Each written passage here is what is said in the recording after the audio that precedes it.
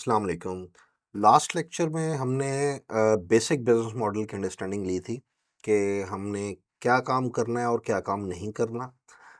मैं फिर से रिपीट कर देता हूँ, जिस तरीके से पहले ड्रॉप शिपिंग हमने दूसरे प्लेटफॉर्म्स पे की है जो कि एक्चुअली ऑनलाइन आर्बिट्राज है, ये चीज़ टिकटॉक पे बिल्कुल भी अलाउड नहीं है। इस पे बहुत सख्ती है। टिकटॉक ने बड़ी जल्दी ऐसे ड्रॉप शिपर्स जो हैं वो साफ़ किए हैं अपने प्लेटफॉर्म से। तो आप लोगों से ये स्पेशल मेरी रिकमेंडेशन है, गुजारिश है कि इस मॉडल में आपने नहीं पढ़ना। टिकटॉक प्लेटफॉर्म बेस्ट प्लेटफॉर्म है खुद के ब्रांड्स लॉन्च करने का। आपको मैंने ब्रांड की और वाइट लेबल दोनों के बारे में लास्ट वीडियो में बताया। जिन्होंने नहीं देखा वो उस वीडियो को पहले देख लें।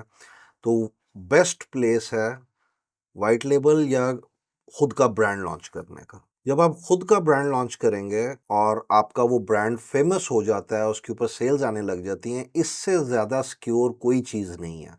आपका असल कारोबार आपके खुद के ब्रांड्स हैं, या आपका स्टोर जो है वो होलसेल की तरफ भी जा सकता है। लेकिन मैं इस ट्रेनिंग के अंदर होलसेल मॉडल, होलसेल प्रोडक्ट्स को फोकस नहीं करूंगा। मेरा टोटल फोकस जो है इस ट्रेनिंग के अंदर वो वाइट लेबल प्रोडक्ट्स और खुद के ब्रांड्स के ऊपर है, ताकि आप लोग लॉन्ग टर्म बिजनेस एस्टेब्लिश कर सकें। तो हमारा आज का जो लेक्चर है बेसिकली प्रोडक्ट हंटिंग के ऊपर है। और जैसे मैंने कहा कि हम लोग टोटल फोकस करेंगे खुद के ब्रांड बिल्ड करने पे या वाइट लेबल प्रोडक्ट्स की सेलिंग पे, जिन वाइट लेबल्स को लेटर ऑन आप ट्रेडमार्क रजिस्टर करके अपना ब्रांड में कन्वर्ट कर सकते हैं। तो वाइट लेबल भी आपका स्टेप टूवर्ड्स खुद के ब्रांड की तरफ है। तो इसकी जो प्रोडक्ट हंटिंग है कि हमने ऐसे प्रोडक्ट्स ढूंढने के जो कि टिकटॉक पे बिकें और हम उससे रेवेन्यू अर्न कर सकें, वो कैसे पॉसिबल है? ये करने के लिए आपको पहले प्लेटफॉर्म की सेलिंग कैपेबिलिटी की समझ होनी चाहिए। सेलिंग कैपेबिलिटी से मुराद ये है कि किस तरीके से टिकटॉक के ऊपर नॉर्मली सेल्स होती हैं। अगर हम कंपैरिजन में बात करें, अमेज़न फॉर एग्जांपल है, तो अमेज़न के ऊपर हम अपनी लिस्टिंग्स क्रिएट करते हैं। हमने प्रोडक्ट्स हंट की, लिस्टिंग क्रिएट की। लिस्टिंग क्रिएट करने के बाद हमारा इनिशियल फोकस ये होता है कि हमने एड कैंपेन्स रन करनी है, ताकि एड्स के थ्रू हमारी प्रोडक्ट को, हमारे लिस्टिंग को विजिबिलिटी मिले। और उसके बाद जो है, जब विजिबिलिटी आएगी, हमारे पास ऑर्डर्स आने शुरू हो जाएंगे, उसके बाद रिव्यूज़ आएंगे, और फिर ऑर्गेनिकली हमारा रैंक जो है वो इंक्रीज़ करेगा और हमारे पास ऑर्गेनिक ऑर्डर्स भी आने लग जाएंगे। लेकिन टिकटॉक के ऊपर बिल्कुल डिफरेंट सिनेरियो है। एड्स जो है, मैं आपको आज बता रहा हूँ कि ये लास्ट ऑप्शन है करने के लिए, ये पहली ऑप्शन नहीं है। ये सबसे बड़ी क्वालिटी है इस प्लेटफॉर्म की, ये सबसे बड़ा झटका दिया है टिकटॉक ने, being a social e commerce platform बाकी तमाम प्लेटफॉर्म्स को। टिकटॉक के ऊपर जो वर्क फ्लो बनता है सेल्स का, उसमें देखिए, आपने शॉप बनाई, आपने प्रोडक्ट सेलेक्ट करना है। अब आपके पास प्रोडक्ट सिलेक्शन के अंदर सेल्स का बेसिक क्राइटेरिया में मोस्ट इम्पॉर्टेंट फैक्टर जो है वो इन्फ्लुएंसर है। कि हमने इन्फ्लुएंसर की बात की थी कि इन्फ्लुएंसर्स जो हैं वो आपका प्रोडक्ट जो है, आप अपना प्रोडक्ट सैंपल करते भेजते हो इन्फ्लुएंसर को। इन्फ्लुएंसर जो है उस प्रोडक्ट के अगेंस्ट वीडियोस बनाता है, अपने अकाउंट में लगाता है, और उसके अकाउंट के थ्रू उसके जो ऑलरेडी एग्जिस्टिंग फॉलोअर्स हैं वो उस वीडियोस को देखते हैं, वो रिकमेंडेशन को देखते हैं। इन्फ्लुएंसर को आप एक सादे लफ्ज़ों में समझ लेंगे, वो पीर हैं, कि उन पीरों के मुरीद हैं फॉलोअर्स। तो पीर साहब जब कहेंगे कि भाई बकरा चाहिए है, तो फिर बकरा चाहिए है। तो अगर पीर साहब कह रहे हैं कि भाई ये प्रोडक्ट जो है, ये पेन है, ये बहुत अच्छा है और बड़ा अच्छा इसका स्टाइल है और ये मुझे बड़ा पसंद है, तो देखा देखी लोग ये प्रोडक्ट खरीदना शुरू कर लेंगे। इन्फ्लुएंसर का मतलब ही ये है कि वो लोग जो लोगों के डिसीजंस को इन्फ्लुएंस कर रहे हैं। तो टिकटॉक प्लेटफॉर्म की सबसे बड़ी जो सक्सेसफुल चीज़ है, सबसे इम्पॉर्टेंट जो चीज़ है, वो इन्फ्लुएंसर्स हैं उसके। कि एज ए शॉपकीपर आप इन्फ्लुएंसर्स के साथ कनेक्ट हो सकते हो। कनेक्ट होके आप उनको सैंपल्स भेज सकते हो, वो आपकी वीडियोस बनाएंगे, वो उसके अगेंस्ट ठीक है अपना कमीशन ले रहे हैं हम, और उनकी अर्निंग हो रही है इस चीज़ से। लेकिन at the end of the day आपकी सेल आ रही है और आप उसमें अपने प्रॉफिट मार्जिन्स खुद कैलकुलेट करके प्रॉफिट कमा रहे हैं। तो इन्फ्लुएंसर का फैक्टर मोस्ट इंपॉर्टेंट है। फिर दूसरी चीज़ ये आ जाती है कि हमें समझना पड़ेगा कि टिकटॉक का जो प्लेटफॉर्म है, ये इसके ऊपर जो यूज़र बेस है, जो लोग टिकटॉक की एप्लीकेशन यूज़ करते हैं, वो उनके एज ग्रुप्स क्या हैं, वो कितने लोग हैं।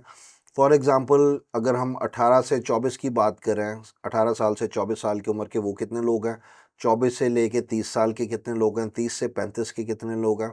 मोस्ट ऑफ द पीपल जो इस प्लेटफॉर्म के ऊपर हैं वो यंगस्टर्स हैं, मिलीनियल्स जिनको हम कहते हैं, ठीक है, जो 18 साल तक की उम्र के हैं, वो मैक्सिमम है इसके ऊपर। उसके बाद सेकंड जो लार्जेस्ट इसके ऊपर कंज्यूमर बेस आती है वो 24 साल से 35 साल, और फिर 35 साल से 45, और 45 प्लस इस पे बहुत कम लोग हैं।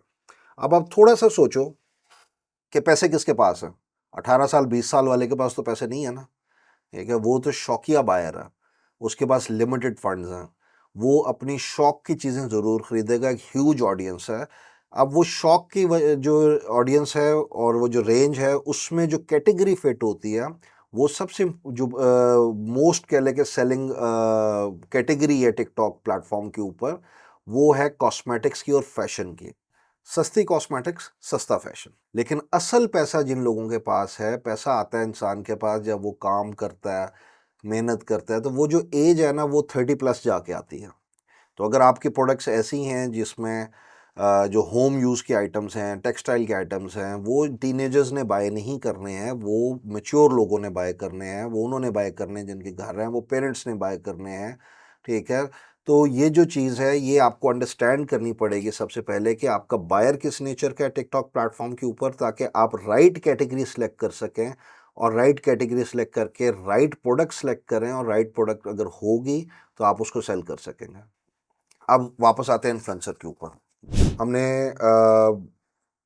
एक चीज़ अंडरस्टैंड कर ली कि मार्केट की अंडरस्टैंडिंग ज़रूरी है, ठीक है, ताकि हम राइट निश राइट कैटेगरी सेलेक्ट कर सकें। इन्फ्लुएंसर की हमने बात कर ली कि इन्फ्लुएंसर का बेस मॉडल है ये प्राइमरली, और इन्फ्लुएंसर में मैं जो इम्पोर्टेंट बात आपको दूसरी समझाने लगा हूँ वो ये है कि आप सोचें कि जैसे मैंने जिक्र किया अमेज़न के ऊपर एड्स चलाने का आपका फोकस है, आप अपने लिए अपने ब्रांड के लिए खुद मार्केटिंग कर रहे हो, उसके लिए स्पेंडिंग कर रहे हो, मेहनत कर रहे हो, सारा कुछ कर रहे हो, आप अकेले लगे हुए हो। इन्फ्लुएंसर के साथ जो एक और इम्पॉर्टेंट फैक्टर समझने की ज़रूरत है वो ये है कि आपने 10 लोग हायर कर लो आपके लिए जो मार्केटिंग कर रहे हैं, आप 20 लोग हायर कर लो, आप 30 कर लो, 50 कर लो, 100 कर लो। अगर 100 बंदा आपकी प्रोडक्ट के लिए आपके लिए मार्केटिंग कर रहा है तो ये कैसे पॉसिबल है कि आपका प्रोडक्ट ना बिके। 100 लोगों की कंबाइंड एफर्ट है ना। और ऑन टॉप ऑफ दैट आपका खुद का जो क्रिएटर अकाउंट है वो भी एक इम्पॉर्टेंट रोल प्ले करता है। अगर आपके खुद के फॉलोअर्स अच्छे हैं, आप खुद अपना क्रिएटर अकाउंट ग्रो करते हो, फॉलोअर्स लेके आते हो, तो उसका भी एक इम्पैक्ट है। वहाँ से भी जब आप वीडियो पोस्ट करोगे शॉपेबल, तो ऑब्वियसली बात है वहाँ से भी सेल आनी है। तो आपका खुद का अकाउंट, आपका इन्फ्लुएंसर, ये दोनों इसके ऊपर बड़े इंपॉर्टेंट है। ये दोनों चीज़ें आपकी सेल को बूस्ट करती हैं। फिर एक और चीज़ अगली ये आ जाती है कि आपको अंडरस्टैंड करना पड़ेगा कि टिकटॉक के ऊपर जो चीज़ें बिक रही हैं या कौन सी चीज़ें जो हैं बिक सकती हैं, इसका कोई प्री डेटा अवेलेबल नहीं है। अमेज़न है, ईबे है, इनको 20-20, 22-22 साल हो गए हुए हैं। हज़ारों नहीं, लाखों नहीं, करोड़ों में लिस्टिंग्स लग चुकी हुई हैं।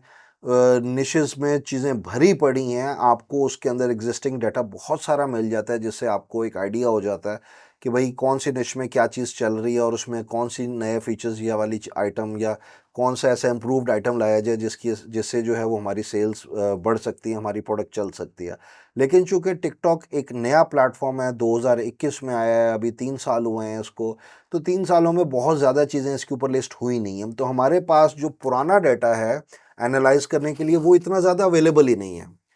तो वो जो टेक्नीक्स हम नॉर्मली प्रोडक्ट हंटिंग की अमेज़न के ऊपर लगाते हैं, ईबे के ऊपर लगाते हैं, वो सेम टेक्नीक्स जो हैं टिकटॉक प्लेटफ़ॉर्म पे नहीं चल सकते। ये एक एम्बिग्युइटी आ जाती है बेस्ड के डाटा ही नहीं है। एक है क्वाइट पॉसिबल कि शायद टिकटॉक के ऊपर अभी टोटल कोई 500 जो 5 लाख या 10 लाख या 20 लाख सिर्फ लिस्टिंग्स हुई हों, इससे ज़्यादा आइटम लगा ही ना हो। लेकिन ओवर द टाइम जैसे-जैसे नई-नई प्रोडक्ट्स लिस्ट होती जाएँगी, वैसे ही हमारे पास डाटा पॉपुलेट होता जाएगा, प्रोडक्ट हंटिंग ईज़ी हो जाएगी। अच्छा, हमने 3 चीज़ें अभी हमने इम्पोर्टेंट पॉइंट्स देख लिए कि अमेज़न और ईबे या एग्ज़िस्टिंग प्लेटफ़ॉर्म से ये कैसे डिफरेंट है, इन्फ्लुएंसर का फैक्टर क्या है, मार्केट की अंडरस्टैंडिंग होना ज़रूरी है। चौथा इम्पोर्टेंट फैक्टर इसके अंदर आ जाता है, वो है प्रोडक्ट का वायरल या वाओ फैक्टर। वाओ फैक्टर कहते हैं कि आपने बहुत सारी वीडियोस देखी होंगी प्रोडक्ट्स की, आजकल दराज पे और फेसबुक वगैरह पे भी लगी होती हैं, कि आप प्रोडक्ट देखते हो कि यार बड़ी ज़बरदस्त ज़ालिम तरीके से जो है ना दिखाया गया कि बड़े काम की चीज़ है और बड़े उसकी वीडियो इंटरेक्टिव है, देखते ही दिल कर पड़ता है कि यार ये ना मैं ख़रीद लूँ। वो एक अलग बात है कि बाद में जब प्रोडक्ट रिसीव होती है तो बिल्कुल ही गंद होता है, लेकिन वो जो वीडियो को देख के एक यकदम अंदर से जागता है ना कि यार ये ख़रीद लेनी चाहिए, इसको हम कहते हैं वायरल या वाओ फैक्टर। तो वायरल फैक्टर, वाओ फैक्टर होना आपकी प्रोडक्ट सिलेक्शन के अंदर अनदर इम्पॉर्टेंट फैक्टर है। अगर आपकी प्रोडक्ट बिल्कुल डेड सी है, उसके अंदर कोई वायरल या वाओ फैक्टर नहीं है, या आप उसका वायरल वाओ फैक्टर बाहर नहीं ला सके अपनी मार्केटिंग के अंदर, तो आपका प्रोडक्ट नहीं चलेगा। उसी प्रोडक्ट को अगर आप ऐसे तरीके से दिखाओ, ऐसी वीडियोस उसकी आप बनाएं, उसको इस तरीके से डिस्प्ले करें या उसके बारे में इंफॉर्मेशन दें कि भाई फौरन दिल कर पड़े कि ये खरीद लेनी चाहिए, बेशक वो सुई क्यों ना हो, वो बिकनी शुरू हो जाएगी। टिकटॉक के ऊपर जो बायर है वो इन्फ्लुएंस्ड बायर है। तो आपकी प्रोडक्ट के अंदर अगर आपने प्रोडक्ट बेचना है, वो कोई भी चीज़ है, वट एवर, हम इसमें नहीं जा रहे कि भाई वो उसकी प्रीवियस हिस्ट्री देखें या उसके प्रीवियस डाटे को देखें, वो अवेलेबल ही नहीं है। ठीक है, हम कोई भी प्रोडक्ट आप उठा सकते हैं, ये बड़ा स्टैंडर्ड सा मैं आपको रूल बता रहा हूँ, आप कोई भी प्रोडक्ट उठा लो। ये ग्लास है, अगर मैं ये ग्लास बेचना चाह रहा हूँ, इस तरह के बहुत सारे ग्लास और बिक रहे होंगे, लेकिन अगर मैं इसको खुद वायरल कर सकता हूँ, इसको मैं इन्फ्लुएंसर्स को दे के इसको पुश करवा सकता हूँ, तो मेरा ये ग्लास ऑटोमेटिकली बिकना शुरू हो जाएगा। ये इतना आसान प्लेटफॉर्म भी है और इतना जो है मुश्किल प्लेटफॉर्म भी है सेम टाइम में। मुश्किल इसलिए कि आपको इन्फ्लुएंसर्स को ऑनबोर्ड करना पड़ेगा, फ्री सैंपल्स करने पड़ेंगे, आपको अपने प्रोडक्ट के अंदर जान खुद से दिखानी पड़ेगी। सिर्फ ये वो की स्किल है प्रोडक्ट हंटिंग का जो आपको चाहिए। आप सुई से लेके कोई भी चीज़ बेच लोगे, कोई और उसमें जो नहीं है ऐसी चीज़ कि भाई ये देखना, ये देखना, ये देखना, ये देखना। सिंपलेस्ट सी आपको चीज़ समझाई है, वाओ फैक्टर निकालो, कंज्यूमर की अंडरस्टैंडिंग लो, राइट इन्फ्लुएंसर्स हायर करो, 100 बंदा आपका प्रोडक्ट बेचने के लिए बैठ गया अगर, तो आपका प्रोडक्ट बिक रहा, फिर आपको परेशानी की ज़रूरत नहीं है। ये इसकी खूबसूरती कह लें, आसानी कह लें, लेकिन मेहनत स्टिल बहुत लगती है इसमें। दो चीज़ें और आपको समझनी पड़ेंगी प्रोडक्ट हंटिंग करने से पहले, प्रोडक्ट सिलेक्शन करने से पहले, कि क्या टिकटॉक शॉप के ऊपर कोई ऐसी प्रोडक्ट्स हैं, कोई ऐसी कैटेगरीज हैं जो अलाउड नहीं हैं, कौन से प्रोडक्ट्स हैं जो हम बिल्कुल नहीं बेच सकते। तो दो कैटेगरीज के अंदर टिकटॉक ने इस चीज़ को किया है।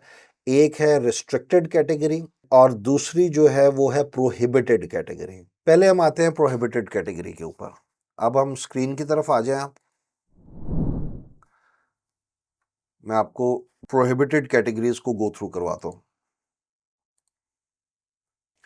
स्क्रीन पे आपके सामने प्रोहिबिटेड आइटम्स के बारे में इंफॉर्मेशन आ रही है। सबसे पहले बिग नो है, टिकटॉक शॉप के ऊपर आप firearms, ammunitions, weapons, hazardous या dangerous material, power tools, firework tools, इस किस्म की कोई चीज़ नहीं बेच सकते। आप ह्यूमन बॉडी पार्ट्स या रिमेन्स नहीं बेच सकते, आप प्रोटेक्टेड वाइल्ड लाइफ प्लांट्स नहीं बेच सकते। इसके अलावा एक चीज़ और याद रखिएगा कि जो ऐसे टूल्स जो हैं वर्क के, फॉर एग्ज़ाम्पल अगर आप एक लेदर ग्लव बेच रहे हैं और उसका एक फ़ीचर है कि उसके अंदर एक कट रेजिस्टेंस केवलर लाइनिंग हुई हुई है, तो ये वर्क टूल के अंदर प्रोडक्ट आ जाएगी। बेशक वो लेदर ग्लव है, लेकिन अगर आपने उसका फ़ीचर हाईलाइट कर दिया ना कि ये कट रेजिस्टेंट है और इसमें केवलर लाइनिंग है, तो टिकटॉक क्या करेगा, उसको as a prohibited product consider करके आपको वायलेशन दे देगा कि भाई ये वर्क पर्पस के लिए इस्तेमाल हो रहा है, जो कि अलाउड नहीं है, प्रोहिबिटेड के अंदर है। इसी तरह adult product services, discriminatory offensive products, illegal drugs या फार्मास्यूटिकल ड्रग्स जो हैं, इसी तरह सिक्योरिटी और प्राइवेसी वायलेशन के आइटम्स, ये सारी चीज़ें आप नहीं बेच सकते। ये सारी की सारी रिस्ट्रिक्टेड कैटेगरीज हैं। गवर्नमेंट मिलिट्री आइटम्स रिस्ट्रिक्टेड हैं, फाइनेंशियल प्रोडक्ट सर्विसेज रिस्ट्रिक्टेड हैं। प्रोहिबिटेड सर्विसेज या गवर्नमेंट की तरफ से जो वहाँ पे जिस मुल्क के जो रूल्स एप्लीकेबल हैं, जौन सी प्रोडक्ट्स वहाँ पे आप वैसे नहीं बेच सकते विदाउट स्पेशल लाइसेंसिंग, ऐसी कोई भी प्रोडक्ट आप टिकटॉक प्लेटफॉर्म पे भी बाय डिफ़ॉल्ट नहीं बेच सकते।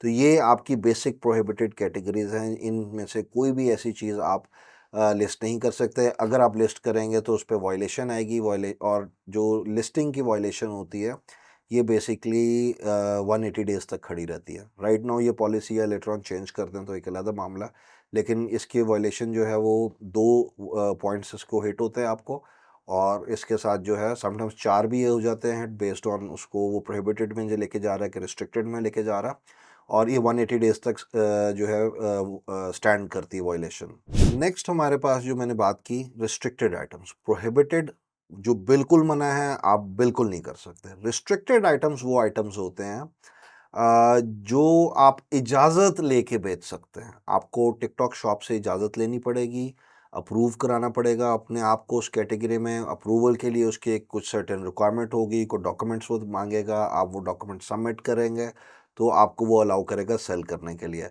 रिस्ट्रिक्टेड आइटम्स के अंदर हमारे पास मेडिसिन्स हो गई, विटामिन्स हो गए, सप्लीमेंट्स हो गए, ये सारी चीज़ें रिस्ट्रिक्टेड में आती हैं। बेबी और मैटरनिटी प्रोडक्ट्स जो हैं ये रिस्ट्रिक्टेड में आते हैं। अल्कोहल, टोबैको, ई सिगरेट्स, वेपिंग शेपिंग ये सारी चीज़ें जो हैं ये रिस्ट्रिक्टेड के अंदर आती हैं। इसी तरह गाड़ियों के ऑटोमेटिव पार्ट्स जो हैं, फायर एक्सटिंग्विशर्स हो गए, ये चीज़ें भी रिस्ट्रिक्टेड के अंदर आती हैं। मीडिया प्रोडक्ट्स भी अलाउड हैं, आप play scripts, digital downloads, printed music ये सारी चीज़ें सेल कर सकते हैं, लेकिन अगेन आपको अप्रूवल लेना पड़ेगा इसके लिए। और इसी तरह वर्चुअल प्रोडक्ट्स अगर आप सेल कर रहे हैं, कोई मेंबरशिप सेल कर रहे हैं, गेमिंग के कार्ड्स हैं, रिचार्जेबल कार्ड्स हैं, ये सारी चीज़ें भी रिस्ट्रिक्टेड में आती हैं, आपको इसके बाकायदा अप्रूवल लेने पड़ते हैं। और फिर फर्दर अगर हम चलें पॉलिटिकल प्रोडक्ट्स या उससे रेलेवेंट चीज़ें वो नहीं हम सेल कर सकते डायरेक्टली, हमें उसका अप्रूवल लेना पड़ेगा। राइट नाउ यूएसए में इलेक्शन चल रहा, ट्रंप के अगर हम बैचेस या इस तरह की चीज़ें बेचना चाहें पॉलिटिकल आइटम्स तो हम नहीं सेल कर सकते विदाउट अप्रूवल। सर्विसेज में job promotion, travel services, financial services ये भी रिस्ट्रिक्टेड में आ जाती हैं। सप्लीमेंट्स जो हैं इसकी बहुत अच्छी सेल है टिकटॉक के ऊपर, लेकिन अगेन रिस्ट्रिक्टेड है यूएस में भी, यूके में भी। यूके में अगर आपने लेना है तो उसके लिए लाइसेंस चाहिए, यूएस में आपने करना है तो उसका फूड लेबल चाहिए। तो वो रिक्वायरमेंट्स मैं आपको आगे दिखाता हूँ कि आप किस कैटेगरी में, अगर रिस्ट्रिक्टेड कैटेगरी में अप्रूवल लेना चाह रहे हैं तो उसमें कौन सी ऐसी चीज़ें आपको रिक्वायर्ड हैं, वो कैसे पता चलेगा। और भी इसी तरह काफ़ी सारी हैं, होम इम्प्रूवमेंट के कंस्ट्रक्शन मटेरियल का सामान है, एनिमल्स जो या उससे रिलेटेड जो लाइव एनिमल्स हो गई या उसके हंटिंग इक्विपमेंट हो गया या फर से रेलेवेंट प्रोडक्ट्स हो गई, ये भी रिस्ट्रिक्टेड में चली जाती हैं। फिर बहुत सारी जो हैं, जैसे मैंने बताया कि हर मुल्क की अपनी गवर्नमेंट्स की रेगुलेशंस होती हैं, उसके अंडर कोई भी आइटम आता है वो भी रिस्ट्रिक्टेड के में जो है, अगर उसके लिए अप्रूवल या लाइसेंस कोई चीज़ रिक्वायर्ड है तो वो बाय डिफ़ॉल्ट टिकटॉक पे भी अलाउड नहीं होगी। आपको उसका अप्रूवल, वो लाइसेंसिंग वगैरह का जो सर्टिफिकेट है वो आपको लेके जमा कराना पड़ेगा। तो अब क्वेश्चन ये है कि रिस्ट्रिक्टेड आइटम्स का हमने अप्रूवल कैसे लेना? इसके लिए हमें क्या करना पड़ेगा? बेसिकली हम क्या करेंगे, आपके सामने स्क्रीन आ रही है अकाउंट की, हम अकाउंट में जाते हैं, माय अकाउंट में हमने जाना है अकाउंट सेटिंग्स के अंदर। अकाउंट सेटिंग्स के अंदर जब हम आएँगे तो यहाँ पे हमारे पास क्वालिफ़िकेशन, कैटेगरी क्वालिफ़िकेशन का ऑप्शन आता है। तो मैं यहाँ से ऐड कैटेगरी ऑथराइज़ेशन करता हूँ, और यहाँ पे मैं देख सकता हूँ कि फूड एंड बेवरेजेस में सारी रिस्ट्रिक्टेड हैं। तो अगर मैंने for example instant food sale करनी है और उसमें इंस्टेंट नूडल की कैटेगरी है, ठीक है, या मैं पूरी इंस्टेंट फूड को मैं जाना चाह रहा हूँ, तो जैसे ही मैं उसको सेलेक्ट करूँगा मुझे ऑटोमेटिकली वो उससे रिक्वायर्ड जो डॉक्यूमेंट्स हैं, जैसे ये यूके का अकाउंट है तो यूके में फूड बिजनेस ऑपरेटर एफबीओ की रजिस्ट्रेशन चाहिए है। ये गवर्नमेंट की तरफ से आपको एज ए फूड सेलर जो है उसका एक सर्टिफिकेट होता है जिस आपको लेना पड़ता है। उस सर्टिफिकेट के अगेंस्ट आपको एक हाइजीन रेटिंग असाइन होती है, वो उनकी वेबसाइट के ऊपर आ रही होती है। आपने उसका स्क्रीनशॉट लेके या उसका लिंक जो है वो यहाँ पे पेस्ट करना है, उसकी डिटेल्स वगैरह। फिर अगर आपका कोई हैज़र्डस एनालिसिस है, कोई ऐसी चीज़ है जिसमें क्रिटिकल कंट्रोल पॉइंट्स हैं या हैज़र्डस मटेरियल है, तो उससे रेलेवेंट भी आपको डॉक्यूमेंट अगर रिक्वायर्ड है तो वो आप यहाँ अपलोड करेंगे, लेकिन ये ऑप्शनल है। 2 रिक्वायर्ड मेन चीज़ें हैं, फूड बिज़नेस ऑपरेटर लाइसेंस और फूड हाइजीन रेटिंग की डिटेल्स। चौथी चीज़ में कोई अदर डॉक्यूमेंट जैसे प्रोडक्ट की पिक्चर्स हैं, आपके नाम पे कोई सर्टिफिकेट है, आपने कोई लैब टेस्ट कराया है, तो इस तरह के सारे डॉक्यूमेंट्स जो हैं आप सपोर्टिंग में डॉक्यूमेंट्स में अपलोड कर सकते हैं। अगर मैं यहाँ से इसको चेंज करूँ, लेट्स से हम ज्वेलरी एक्सेसरीज़ में चले जाते हैं। अच्छा, ज्वेलरी जो है ये भी कैटेगरी बाय डिफ़ॉल्ट अलाउड नहीं है। अगर आप कोई जेमस्टोन्स, कोई और आर्टिफ़िशियल ज्वेलरी, कोई भी इस तरह की चीज़ सेल करना चाह रहे हैं, तो आपको अगेन कैटेगरी ऑथराइज़ेशन की ज़रूरत पड़ेगी। इसमें भी डायमंड, गोल्ड, प्लैटिनम, सिल्वर, इन चीज़ों के अगेंस्ट जो है, जो रियल ज्वेलरी है, ये उसकी मैं बात कर रहा हूँ। प्री ओन्ड आइटम्स, टिकटॉक ने रिसेंटली कोई महीना डेढ़ हुआ प्री ओन्ड आइटम्स की कैटेगरी भी अलाउ की है कि आप पुरानी इस्तेमालशुदा चीज़ें जो हैं उनको भी सेल कर सकते हैं। उसमें बैग्स हैं, कलेक्टिबल कार्ड्स हैं, फैशन है। तो अगर हम थोड़ा सा फॉलो करें इस पॉइंट को कि प्री ओन्ड के अंदर आ रहा है, ईबे प्री ओन्ड में बड़ा फेमस है। तो कहीं ना कहीं टिकटॉक प्री ओन्ड की कैटेगरी में ईबे को टक्कर देने की तैयारी कर रहा है। तो कोई भी चीज़ है, अब जैसे फॉर एग्जांपल हम प्री ओन्ड में जाते हैं, तो प्री ओन्ड के अंदर वो कह रहा है कि जी आप अपनी डिस्क्रिप्शन बताएं, आपकी शॉप का क्या बैकग्राउंड है। आपने अपना एक केस बना के आपकी शॉप का बैकग्राउंड और आपका एक्सपीरियंस ये सारा आपको सबमिट करना है। आप एग्जिस्टिंग किसी और स्टोर पे ये चीज़ें सेल कर रहे हैं, तो अगर आप for example already existing pre जो है यूज्ड चीज़ों का, इस्तेमाल शुदा चीज़ों का आपका ऑलरेडी स्टोर है ईबे के ऊपर, या आपका अपना कोई ज़ाती वेबसाइट के ऊपर स्टोर बना हुआ है, आप उसका लिंक दे सकते हैं। तो प्री ओन्ड में फिर आपने जो प्रोडक्ट हैं, उसकी कोई पिक्चर्स वगैरह चीज़ें आपको अपलोड करनी पड़ेंगी, इमेजेस आ गई हैं। इसके अलावा जो है, जो आप लिस्ट करना चाह रहे हो इंटेंडेड प्रोडक्ट्स, वो आपको उसकी सारी इन्फॉर्मेशन देनी है। तो ये सारे फॉर्म आपसे वो फिल करवा रहा है कि भाई ये सारी चीज़ें मुझे दो, सबमिट करोगे आप, उसके बाद वो रिव्यू करेंगे। नॉर्मली 1 से 2 दिन दे लेते हैं। वंस रिव्यू मुकम्मल हो जाएगा तो वो उस इधर अप्रूव करेंगे या रिजेक्ट करेंगे। रिजेक्ट हो गए तो आप उसको देखें कि कौन सी चीज़ आपने सही नहीं दी, या मज़ीद उसको डिटेल्ड इन्फॉर्मेशन सबमिट करें, आपको इजीली अप्रूवल मिल जाता है। लास्ट कैटेगरी जो नॉर्मली पूछी जाती है कि भाई उसका अप्रूवल कैसे होना है, वो आ जाता है हमारा हेल्थ के अंदर फूड सप्लीमेंट्स का। इसमें भी अगर हम वेलनेस सप्लीमेंट्स में चले जाएँ, तो अगेन यूके के लिए फूड बिजनेस ऑपरेटर लाइसेंस की ज़रूरत है, जो कि लोकल काउंटी से मिल जाता है फ्री ऑफ कॉस्ट। अगेन आपको लीगैलिटी पता है, आप अप्लाई करके फॉर्म है काउंसिल में, आप फॉर्म सबमिट करते हो, आपको उस काउंसिल का सर्टिफिकेट इशू हो जाता है, और उसके अगेंस्ट जो है आपको एक आपकी फूड हाइजीन रेटिंग भी मिल जाती है, जिसकी डिटेल्स आपने यहाँ पे देनी है। यूएस के अंदर जो है, जब आप अप्रूवल लेते हैं सप्लीमेंट्स का, तो सेम वहाँ पे आपको बेसिकली लाइसेंस नहीं चाहिए। जो फूड लेबल होता है वो रिक्वायर्ड होता है, और बहुत ज़्यादा तो आपको जो उसका सर्टिफिकेट है वो रिक्वायर्ड होगा प्रोडक्ट का या सप्लीमेंट का, कि उसके अंदर क्या चीज़ है, क्या कंटेंट है, उसकी लैब रिपोर्ट आपको चाहिए होगी मैक्सिमम। लेकिन नॉर्मली जो उसका लेबल है वो इनफ होता। तो ये बेसिक थी कि हमने प्रोहिबिटेड कैटेगरीज कौन सी हैं, उसमें प्रोडक्ट्स कौन सी हैं, रिस्ट्रिक्टेड के अंदर क्या है, रिस्ट्रिक्टेड में हमने अप्रूवल कैसे लेना है। आपने एक चीज़ नोट की होगी कि अभी तक कि कितनी आसानी दी हुई है इस प्लेटफॉर्म ने, हर चीज़ वेल डिफाइंड है, कोई एम्बिग्यूटी नहीं छोड़ी कि भाई ये काम कैसे करना है, वो काम कैसे करना है। हर चीज़ क्रिस्टल क्लियर है इस प्लेटफॉर्म के ऊपर कि भाई ये काम कर दो, चीज़ ले लो। तो ये आपकी बेसिक अंडरस्टैंडिंग थी, या हमने कौन-सी गलती नहीं करनी है प्रोडक्ट सिलेक्शन के अंदर, ये जानना बहुत ज़्यादा ज़रूरी था। अब हम नेक्स्ट जो है स्टार्ट करेंगे कि अब हमने एक्चुअली प्रोडक्ट हंट कैसे करनी है। उसमें मैं आपको लाइव प्रोडक्ट हंट करके दिखाऊँगा, ताकि आपको वो सारे फैक्टर्स जिस तरीके से मैं खुद प्रोडक्ट्स को हंट करता हूँ, वो आपके सामने आ जाएँ।